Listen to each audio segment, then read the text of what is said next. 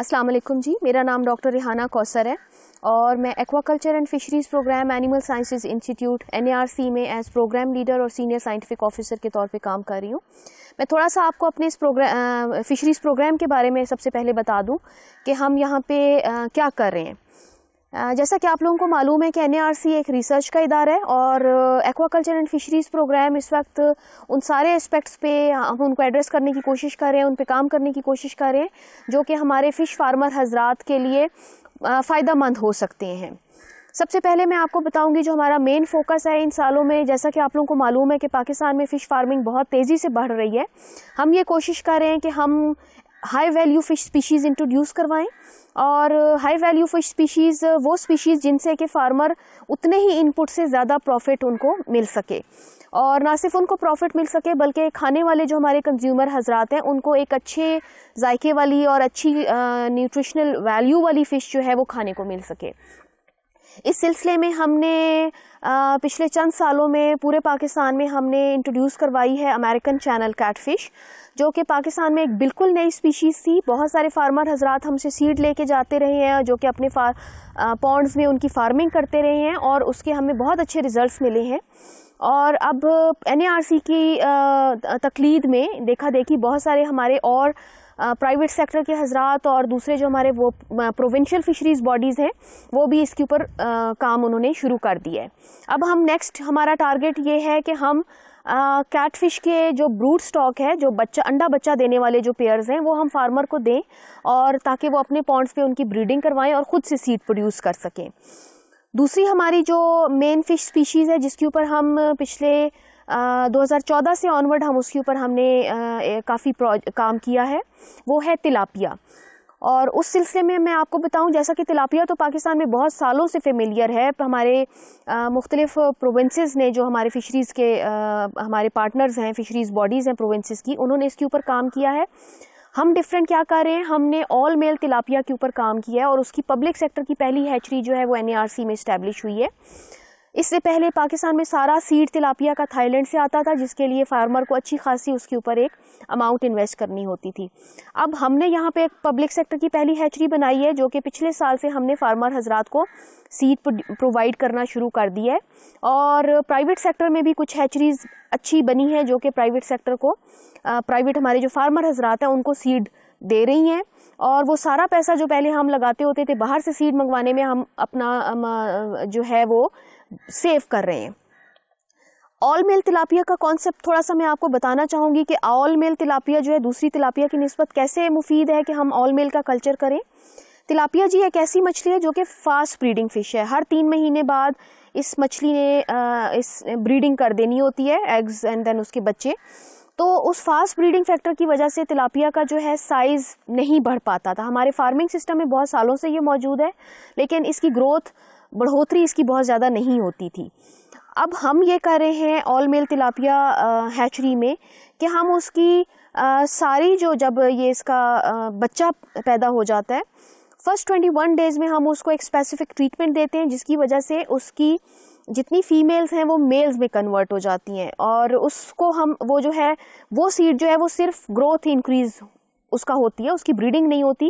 تو جو تلاپیا کا جو ہے بچہ پہلے 1.5 سال میں بڑا ہو کے مارکیٹ کے سائز کا ہوتا تھا وہ 6 سے 8 ماہ میں 800 گرام سے 1 کلو کا ہو جاتا ہے اور فارمر اس کو بہت آرام سے سردیوں سے پہلے مارکیٹ میں سیل آؤٹ کر سکتے ہیں. اور اس کی پرائس جو ہے وہ بھی دوسری مچھلیوں کی نسبت جو ہماری کارپس ہیں ان کی نسبت ہائی ہے. سو یہ ہمارے ملک میں بہت پاپولر ہو رہی ہے اور اس سلسلے میں ہم نے ایک پورا ٹیکنالوجی پیکیج فارمر کے لیے ڈیولپ کیا ہے. ہم نے یہاں پہ اس کی ڈیزیز کے اوپر کام کیا ہے. اگر کسی فارمر کے تالاب میں بیماری کا مسئلہ آتا ہے وہ ہم سے کانٹیکٹ کر سکتے ہیں. اس کے علاوہ اس کی feed formulation, because tilapia high value fish species ہے، اس کو ہائی پروٹین ڈائٹ دینی پڑتی ہے. اس کی فیڈ فارمولیشن ہم نے یہاں پہ اپنی خود کیا. ہم نے بالکل باہر سے فیڈ نہیں اس کو ارینج کی، منگوائی، خریدی نہیں ہے. سو کسی فارمر کو اگر فیڈ فارمولیشن کے اوپر بھی گائیڈ لائن چاہیے تو ہم ڈفرینٹ پرسنٹیجز آف پروٹین جو ہیں جو تلاپیا کے مختلف ایج گروپس کے لیے بن رہی ہیں ہم اس کے اوپر ان کو گائیڈ کر سکتے ہیں. اور تلاپیا کا دوسرا بڑا مسئلہ جس کے لیے کہ جو کہ ایک انٹرنیشنلی ایک بہت بڑا ایشو تھا اور ابھی بھی ہے ایون پاکستان میں, وہ ہے اوور ونٹرنگ کا. یہ ایک بہت سخت جان مچھلی ہے, ہائی سیلینٹی کو ٹالریٹ کر لیتی ہے, آکسیجن کم ہو اس میں بھی کافی زیادہ ٹائم سروائیو کر سکتی ہے, لیکن ٹیمپریچر جب ہمارا ڈراپ ہوتا ہے 15 سے نیچے جاتا ہے تو اس میں اس کی موٹیلٹی سٹارٹ ہو جاتی ہے. اس کے لیے ہم نے ایک کمپلیٹ ٹیکنالوجی پیکج تلاپیا کے لیے ڈیولپ کیا, ہم نے ٹیمپریچر کنٹرولنگ پونڈز بنائے ہیں. سو اوور ونٹرنگ کو ایڈریس ہم نے کیا, اور اس سلسلے میں ہم پچھلے 3 سالوں سے الحمدللہ جو ہماری یہاں پہ NARC میں ایک بہت بڑی اماؤنٹ فیڈ کی ہمارے پاس ہوتی ہے سردیاں سٹارٹ ہونے سے پہلے, اور اس میں بہت کم موٹیلٹی ریٹ ہم نے الحمدللہ ہم نے سروائیول بہت زیادہ پاسبل کی ہے. پچھلے سال پاکستان میں مور دین 50% تلاپیا کا سٹاک جو ہے وہ سردیاں جب بہت شدید پڑی تھیں تو اس میں اس کی موٹیلٹی ہو گئی تھی. سو ہم فارمر کو وہ بھی گائیڈ کر رہے ہیں کہ آپ اوور ونٹرنگ کو کیسے ایڈریس کر رہے ہیں. تیسری مین چیز جی جس کے اوپر جو کہ ہم سروسز بھی پرووائڈ کریں فارمر کو بھی اور لوکل کمیونٹی کو بھی, وہ ہے ornamental فش اسپیشیز. یہاں پہ ہم مختلف آلموسٹ 4-5 فش اسپیشیز جو ہیں ornamental کی, ہم ان کے اوپر کام کر رہے ہیں, اور اس کو ہم بریڈ کر کے ہم جو ہے اینڈ یوزر کو ہم دے رہے ہیں. پہلے پاکستان میں ornamental جو یہ ایکویریم کی جو مچھلی ہے یہ عموماً باہر سے آتی تھی, تھائی لینڈ سے آتی تھی, چائنا سے آتی تھی, اور اس سلسلے میں اس کی پرائزز بہت ہائی تھیں, کیونکہ کہا یہ جاتا تھا کہ جی یہ تھائی لینڈ سے آئی ہوئی ہے تو 500 کا جوڑا ہے, 600 کا جوڑا ہے, چائنا سے آئی ہوئی ہے اور اس طرح سے اس کی پرائز ہائی ہے. ہم نے اس سلسلے میں NARC نے کچھ سال پہلے ہم نے سیڈ منگوا کے ہم نے اس کا بروٹ سٹاک ڈیولپ کیا, اور اب یہاں پہ ہم اپنی لوکل انوائرمنٹ میں اس کی ہم بریڈنگ کروا رہے ہیں. ہر سال ایک بہت بڑی اماؤنٹ جو ہے وہ ہم سے فارمرز بھی لے کے جاتے ہیں. ایکویریم جو گھروں میں لوگوں نے رکھے ہوئے ہیں وہ بھی ایک بہت زیادہ مناسب ریٹس کے اوپر ہم سے فش لے کے جاتے ہیں, اور اس کی ہم فیڈ بھی خود سے ڈیولپ کر رہے ہیں. ہم نے ٹریننگز مختلف جو ہیں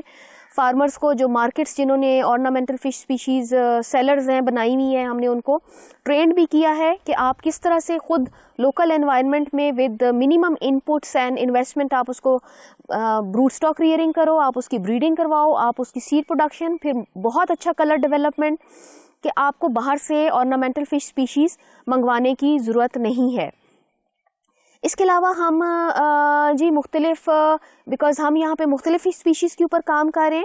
سو ایک جو ایمرجنگ آپ کہہ لیں سب سیکٹر ہے اس فش ایکوا کلچر سیکٹر کا, وہ ہے فیڈ. ہم فارمرز کو پچھلے سالوں میں فارمر جو ہے وہ بہت کم فیڈ استعمال کر رہے تھے, لیکن جیسے جیسے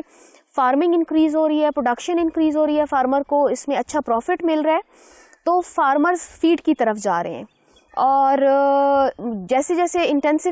انٹینسیفیکیشن آ رہی ہے پاکستان میں ہمارے اس ایکوا کلچر فارمنگ سسٹم میں, فیڈ کا یوز بڑھتا جا رہا ہے. کچھ پرائیویٹ فیڈ ملز ہیں جو کہ کام کر رہی ہیں, ان کے آف کورس پرائسز بھی تھوڑی سی ہائی ہیں. ہم یہاں پہ جی ہم یہ کر رہے ہیں کہ ایک تو ہم خود مختلف ایکسپیریمنٹس کے ذریعے ہم اسپیشیز اسپیسیفک فیڈ فارمولیشن کر رہے ہیں, پھر اس کے علاوہ ہم کاسٹ افیکٹو فیڈ فارمولیشن کے اوپر کام کر رہے ہیں, تاکہ ہم کچھ ایسی ٹیکنالوجی انڈسٹری کو دے سکیں کہ جو پرائزز ہیں اس وقت مختلف پرسنٹیجز آف پروٹین ڈائٹس کی, ہم ان کی پرائزز کو لو کر سکیں. اس سلسلے میں ہم فارمرز کو بھی گائیڈ کرتے ہیں, اور اگر کوئی فارمر حضرات اس سلسلے میں ہم سے کہ کس مچھلی کے لیے کون سی خوراک ہونی چاہیے, اور ایون اگر یہ کہ کون سی انیشیل اسکیل پہ ایک اسمال اسکیل پہ اگر کوئی اپنی فیڈ بنانا چاہیں تو ہمارے پاس ضرور آئیں, اور ہم ان کو گائیڈ کریں گے کہ ہم کس طرح سے وہ اپنے استعمال کے لیے مختلف انگریڈینٹس جو کہ لوکل انگریڈینٹس ہیں فیڈ کے, اور پاکستان میں یہ خوش قسمتی ہے کہ فیڈ کے انگریڈینٹس کی پرائز بہت زیادہ ہائی نہیں ہے, سو اپنے لیے ایک اسمال اسکیل پہ بھی فیڈ فارمولیشن وہ کر سکتے ہیں. اگر کسی کو اس سلسلے میں مدد کی گائیڈ لائن کی ضرورت ہو وہ ہم کر سکتے ہیں. اس کے علاوہ جی NARC beside the fact that ہم ایک ریسرچ آرگنائزیشن ہے, ہم فارمر کو فل ٹیکنیکل اسسٹنس پرووائڈ کرتے ہیں. فارمرز ہمارے پاس تشریف لاتے ہیں کہ انہوں نے اگر کسی نے اپنا فارم بنانا ہے تو کیسے بنائیں, کتنے ایریا پہ بنائیں,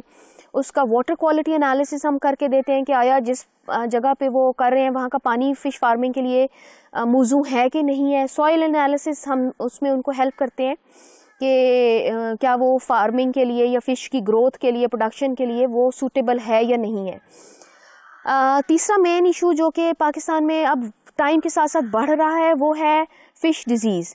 فش ڈیزیز میں جی ابھی تک انفارچونیٹلی ہم نے کوئی پاکستان میں کوئی بہت زیادہ اچھا ابھی تک ایک سسٹم اسٹیبلش سم ہاؤ نہیں ہو سکا.